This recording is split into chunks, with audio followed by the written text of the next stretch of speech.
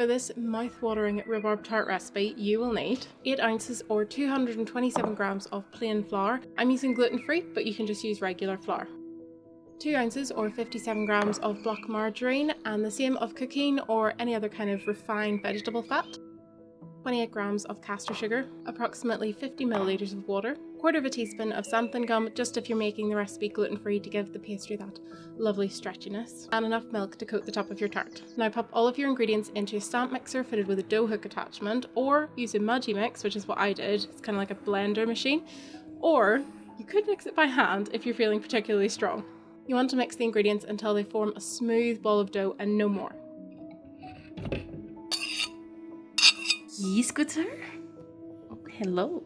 Hello.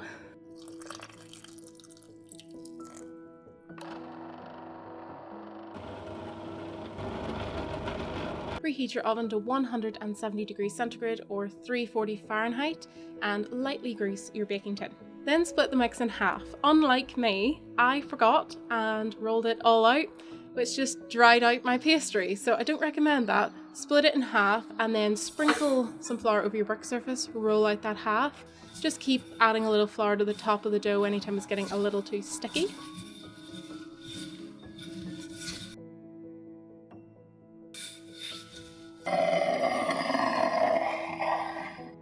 And then you want to pop your rolling pin in the center of the dough, fold the dough over it, and drape it elegantly over your baking tin.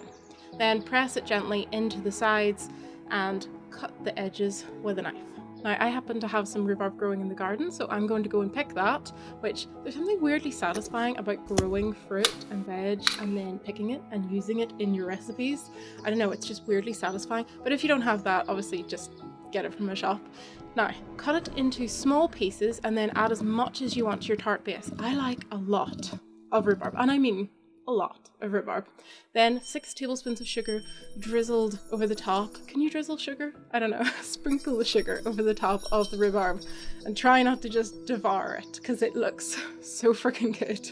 Next, roll out your other half of pastry using the same method. Pop the rolling pin in, fold it over the top. Drape it over the top of your rhubarb coated with the sugar, trim off the edges, and then cut a couple of little slits in the top just to let that steam escape. Squishing down the sides. I use my fingers, but you can get quite fancy with this if you're feeling like it. Finally, if you have a pastry brush to hand, grab it and apply a little bit of milk just to the top of your tart. That'll give it that beautiful golden colour that makes it oh so tempting. Right, your pie is ready to be baked, so pop it in the oven for about 30 to 40 minutes or until golden brown. Now, while your pie is in the oven is the perfect time to do some kind of cozy activity of your choosing. I happened to decide to turn into a puddle of adoration at the sight of Luna being adorable on my bed, kissing her, cuddling her. It was the perfect while my pie is baking activity. Let me know in the comments what you're doing while your tart is baking. Is it a tart or a pie? I don't know. What's the difference? Also, by the way, if you don't know, I make videos on all things nature and cozy related. I travel around Ireland and I've actually just been to New Zealand recently, and obviously I do baking videos, so if you like all that good stuff, please do subscribe, give this video a like if you're enjoying it, and now your pie is probably ready to be taken out of the oven. I urge you to let it cool, okay? It'll hold its shape better and you won't burn your mouth. Speaking from personal experience here.